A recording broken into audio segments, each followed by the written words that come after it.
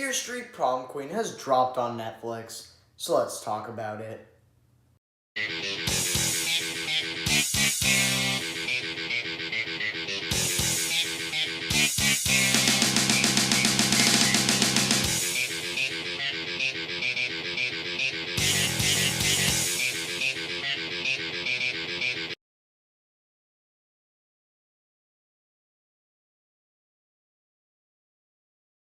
2 days to go until senior prom, and anything could happen.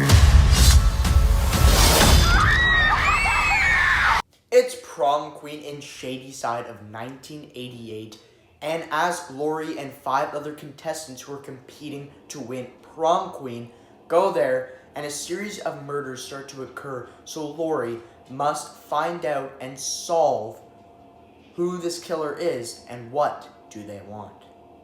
This is the 4th film in the Fear Street franchise. So, without further ado, let's get to the review.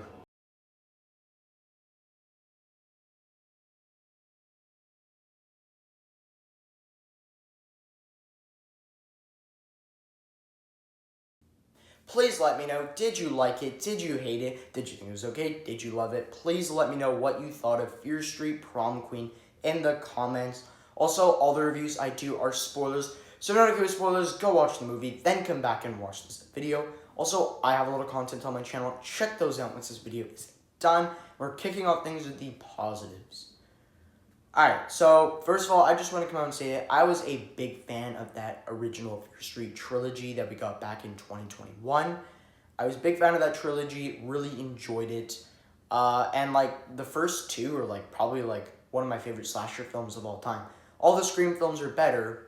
Well, not the 3rd one and the 2nd one, but all the others are better. But still, I found them to be very creative slashers. They're not generic like most of the slashers. They're very creative. So yeah, I really enjoyed them. I was very looking forward to this movie. It didn't quite make like my top 10 most anticipated movies of this summer. Because if you're like wondering where it was on that list, it didn't quite make the top 10. It was like 11th spot. It was like just right there. And after I did that video, a couple days later, I was like, I kind of want to move this up. Wish I'd put it on the list. But anyway, I was looking forward to this movie, and yeah, so my first positive is I really like the look of the film, like the 80s look, because the film is set in the 1980s. All the Fear Street films are set in the 1900s, like the first part set in 1994, the second part set in 1978, third part is set in 1666, and this film is set in 1988. So yeah, we never got a Fear Street film in the 80s. I was like kind of curious. It's kind of like the most popular decade, because like we got probably like the best films. So it was my favorite decade of the 1900s, even though I didn't get to live that decade, obviously. I didn't even get to live the 2010s, that decade, so yeah.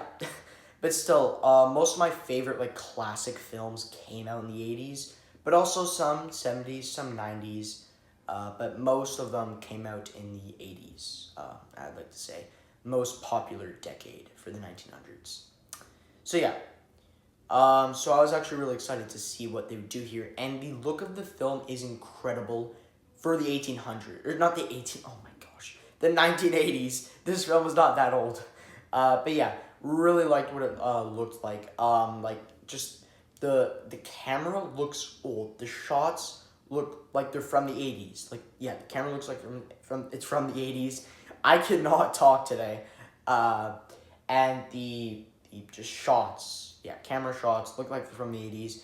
And like everything around them, the houses, the walls, the cars, the items that they're using, the counters, I'm just like everything, even the clothes, it all looks like it is from the 80s. So kudos on that for like actually a film that fully looks like it's from the 80s. Like you could mistake this and think it came out back in 1988.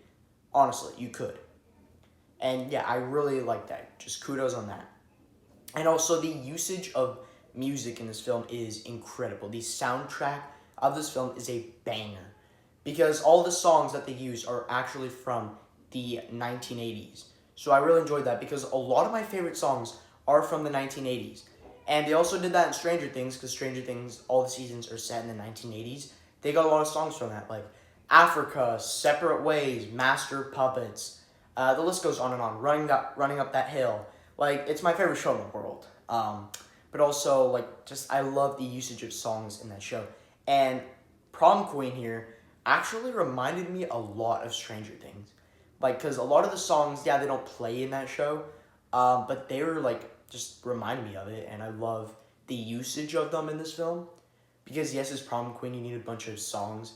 Yeah, and a lot of them, again, are some of my favorite songs of all time. So, really enjoyed that. Soundtrack is a banger. Also, the score of the film, like, for a minute there, I was like, did Kyle Dixon do that? He did the score for Stranger Things. And I'm going to reference that show a lot to this film, because it really reminded me of it. And anyway, so yeah, the score really sounded like Kyle Dixon did it. Tell me in the comments if he did. I didn't look it up. I don't know why. Forgot to. I'll look it up after this video. But yeah, just tell me in the comments. That way I don't have to look it up. That sounds lazy. I don't know why. But yeah, anyway. Yeah, that's your quest for the day. Sorry. But anyway, yeah, just really sounded like him. So, like, kudos on everything that's, like, 80s themed. Now, like, yeah, just kudos on that. Now we need to talk about the film itself, not, like, the look, costume design, everything, songs, score. So, kudos on that, but we need to talk about the film itself. So, yeah, I think that this is actually the goriest Fear Street film. If you're not a fan of gore, do not watch any of the Fear Street films. The first two are pretty gory. The third one, no, not gory. In my opinion, like I don't know, 12-year-old could watch this film. Like, if you're like a 12-year-old that like isn't like is fine with gore, like you could watch Scream. You could watch what's another good slasher? Come on, guys, I don't know. I can't. All I can think of is Scream right now. But if you're fine with that, then you can watch the third film. But the first two are pretty dang gory. Yes, the kills themselves are not creative. Like, most of the Scream films actually have, like, a couple creative kills in them. The first film has one creative kill that was actually pretty brutal. But the second film, just pretty generic kills. But yeah, that first film is the, like, bread cutter thing. I don't know what the hell it is, but it looks like a bread cutter, where the Skull Mask character grabs Kate and pushes her, like, jams her head into it. That was freaking gory, and I was just like, oh my gosh. I feel kind of sick, because that was pretty dang gory. But all the other kills in the first two films are just, like, stabbed to the neck, stabbed to the head, decapitated, stabbed to the stomach, all that stuff. Stabbed, like, cut off legs, cut off arms. That's what you're going to get in a Fear Street film. So, like, yeah, that's, like, the kills for, like, the first three films. This film also had those, but I don't know what it was, but it actually, like, was more gross to me than the other Fear Street films.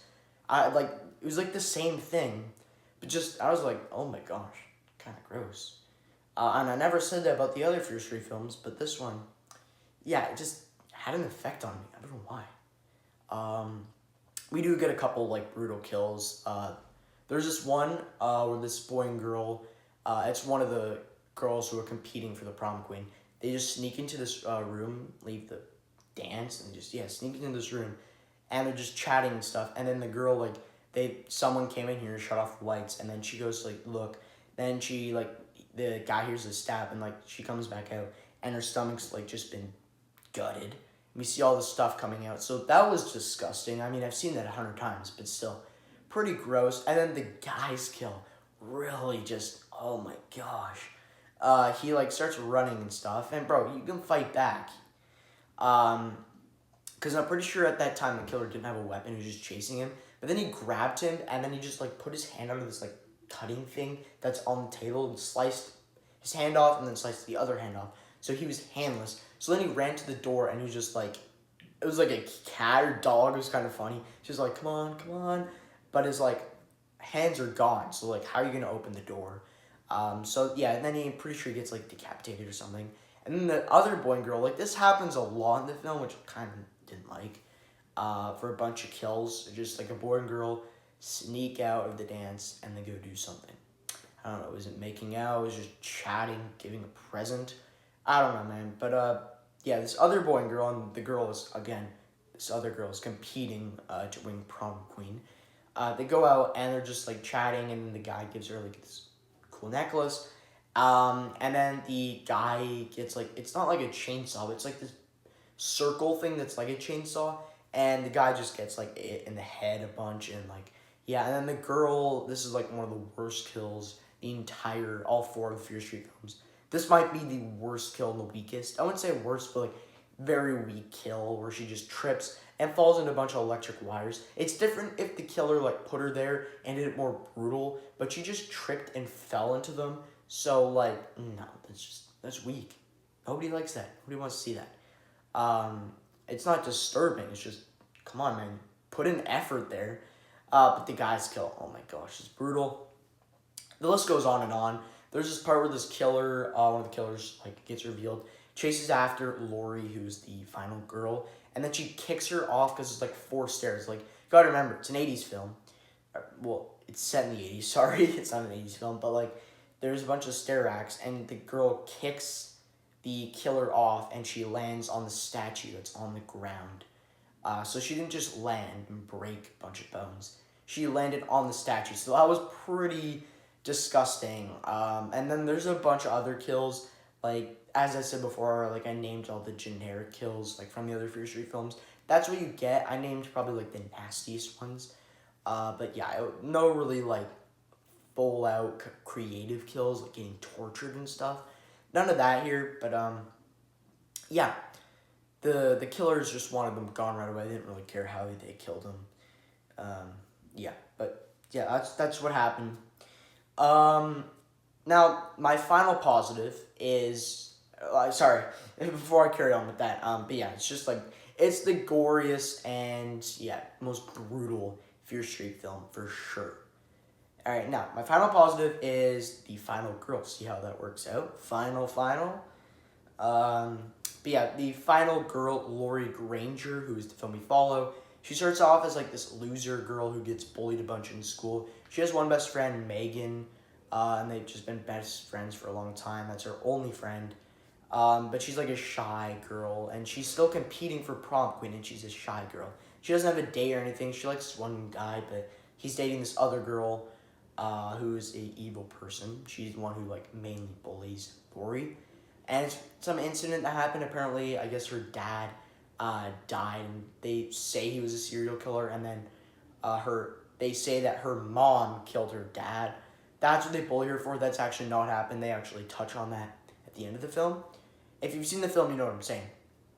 Anyway, so yeah, that's like basically what happens. She starts as a shy loser, stuff like that. She evolves, goes to the prom dance, and still all of the people that are competing have dates except for her. Then later in the film, yeah, she wins the evil girl, the one who bullies her the most, over. She wins her boyfriend. Only that he gets killed right away. Like, the tension just wasn't there. It's just like out of nowhere, he got stabbed in the head. When they went alone. How many times do you have to use that? Like, honestly. But yeah, that's really what happened here. Anyway, I really liked her as a final girl. The actress who did Lori, I don't know her name. I don't know any of the cast in this movie, but who played Lori did a excellent job. Like I said, she kicks one girl off the railings, and she hits the statue. That was pretty disgusting. Hits one of the other killers in the face with his statue, and you see a big chunk of her head come off. And she stabs another killer in the eye with this like blade thing. So yeah, like, she did great as a final girl, killing the killers. She's nowhere near, like, Dina is a lot better. I really like Dina. I really hope that we can see her again. The actress for Dina is just excellent. Also, Sadie Sink did a great job as the final girl in the second film. Big fan of final girls, just saying. But Sydney Prescott, she's like the old-timer here. Like, the best final girl there ever is. One of my all-time favorite characters, so... But still, like, I've never seen her in films, so she's new to me, And for her first film that I've seen her in, I'm not saying it's her first film ever, but the first film I've seen her in, she did a pretty damn good job as the final girl. But yeah, that wraps up all my positives. Let's head to the negatives. Even though I talked for like a long time with the positives, the film is far from being perfect. It's not the worst Fear Street film in my opinion, but still, it's far from perfect. And yeah, the biggest negative I have for this film is it is very generic. The original Fear Street trilogy had this flavor to it where it's not your typical generic slasher film. It all had to do with Sarah Fear sending these people after Sam, all that stuff, and that just evolved to this big trilogy from 2021. And I really like that, and that's why the first two Fear Street films are some of like my favorite slasher films of all time, is because that how like interesting they are, and I could watch 10 more of those movies. I could watch 10 more of Prom Queen, like different types obviously, but like still.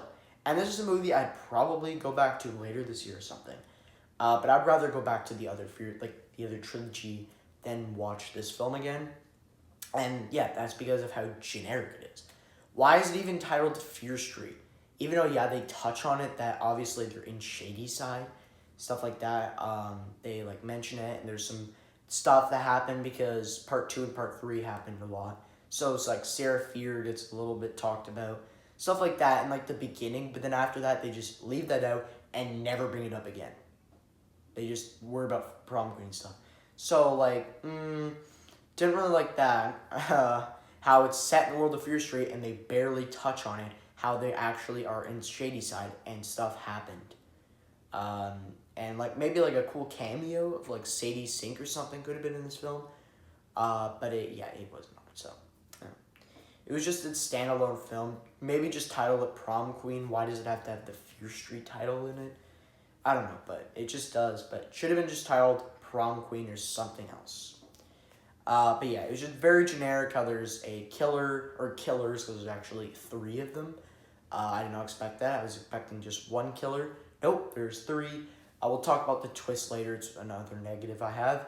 But yeah, a killer or killers go after set like 6 prom queen contestants who are trying to win. There's 6 of them, and killers are working together to kill them off one by one. To kill like all the prom queen contestants once they have the chance. And as I said before, once they because they all have boyfriends except for Lori, but all of them they like leave the dance, and once they do, it's so freaking obvious that they are going to die because they left. So then the killers know it's their time to shine and go kill them. It's so freaking obvious that's gonna happen. Like honestly, there was this one kill in the beginning. I think her name was Chrissy. She's like walking and stuff. She's like a drug dealer or something like that. And she's just walking, and like I could just tell by her walking alone that a kill's gonna happen. Yeah, she gets cut like axe to the shoulder, and then we don't actually get to see her like final deaths. Like the killer swings the axe at her, she's screaming, and then it just cuts to something else. Lori rocking in the school and stuff like that. But anyway, yeah, it's their goal to kill all of them, and yeah, it's just very typical slasher film. And yeah, like Scream, a lot of people say it's really generic as well. That movie still holds up as the best slasher franchise of all time, and like maybe my second or third favorite franchise of all time overall. I just freaking love those movies. Some of the Fear Street films are better than those, like 3 and 2. I think Fear Street films, like the first 2 Fear Street films. 3 and 4 get out here, but the first 2, yeah. I still think 3 and 4 are decent, though. Like, come on, they're still decent. Anyway, though, we're really getting sidetracked. It's just a very typical generic slasher film, and that's just a really big problem I had with it. I was expecting something to happen at the end or the middle, like a little flavor twist. No. Nothing to do with Sarah Fear, nothing, so yeah. Now, the second negative I have for the film is the twist reveal of who the killers are. Now, yes, I will be spoiling that, so if you don't want to find out who the killer is, you can skip or just watch this video after you watch the movie. I don't know, man. But the twist reveal is like this family. So Tiffany's the girl's name, who is the bully to Lori. She's been bullying him for her. Sorry, what? Yeah, Tiffany's been bullying Lori for a long time. And Lori, or not Lori. Tiffany has like this whole group of friends. Um, and yeah, all of them were competing for prom queen, and then it was just Lori and this other girl, Chrissy, um, who are all competing. So, really, that's it. So, yeah, and Tiffany, again, has a boyfriend. I already said that. And Lori is just trying to get him. She has a crush on him, stuff like that. Anyway, Tiffany, yeah, she is the killer. She's actually probably like the twist kind of like, but it was just so obvious who the killers were. The dad, I also like, okay, kind of cool. I was expecting like a big shock. It wasn't. I watched a bunch of other whodunit films this year. Almost all of them just had better shocks. Like Another Simple Favor actually probably had a better twist reveal than Future Prom Queen. Even though I think this film is slightly better than Another Simple Favor, that movie had a better twist reveal. And yeah, it's Tiffany, her dad, and her mom. So like, it turns out like that the killer, because he comes out and he needs to go chase and kill Lori because he's killed all of the girls except for Tiffany and Lori. And that makes it pretty obvious. Tiffany would be dead by then, but also like at the same time, she's just like just staying at the dance the entire time. So like, yeah, okay, there you go. Yeah. Anyway, he's chasing after her, like, he cuts off the principal's hand, stuff like that happens. And then Lori stabs the killer in his eye, and yeah, then he takes off the mask, and it turns out it's Tiffany's dad. What? And then he goes to jail and stuff. And then, now this is a thing that, like, a lot of whodunits do, where, like, you think it's over, the twist reveal happened, everyone's happily ever after, and then it turns out it's not over, and another twist reveal happens. That's what this film does. It does that in the murder mystery movies. First one's good. The second one's horrible. Like, one of the worst movies I've ever seen. No, I wouldn't go that far. It's still enjoyable, but still. The film is awful. But the first film, a decent film, and what it does is, like, you think it's over, twist reveal happened. Nope. St. Carlos, he was the second killer. Turns out he, like, yeah. That happened in this film. The writing... The mom needs to get some questioning in, so she stays behind. Tiffany doesn't want to be alone, so then obviously Lori offers to go with her, and they get there to the house, and they're just chilling and stuff, and they're chatting, and Tiffany like apologizes that she's been rude and stuff. Sweet moments. She goes to sleep. They both fall asleep, and then the mom comes home, brings a kitchen knife, going upstairs. Then Lori and Tiffany run. They run into a closet. They're chatting and stuff, and then Tiffany says, like, it was so cool to see all their murderous eyes or whatever before I killed them, and it was glorious. Then she pulls out, like, a knife, tries to stab her, fights her and stuff, then they, like, run out, and Tiffany says, like, can I kill Lori? So then she does, and then, as I said, like, 1,000 times, yeah, Tiffany gets kicked off the bunch of railings and lands on the statue and kills her.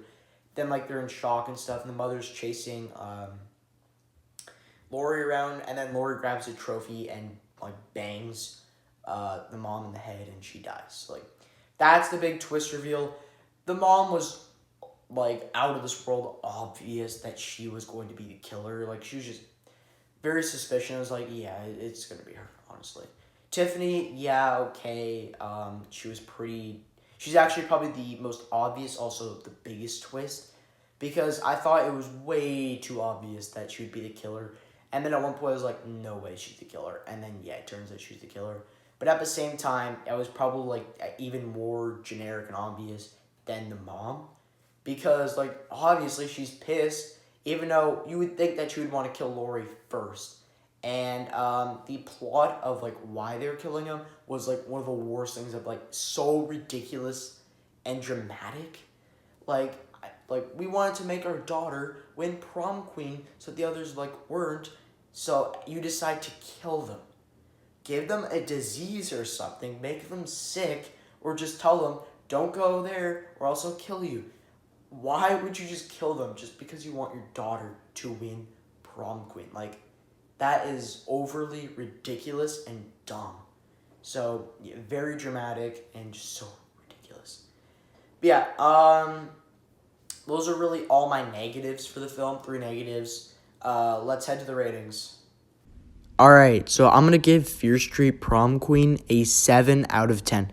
I thought this was a good and enjoyable film. Like, I had a fun time with this movie, but it was very generic and predictable, and the twist was just unbelievably obvious.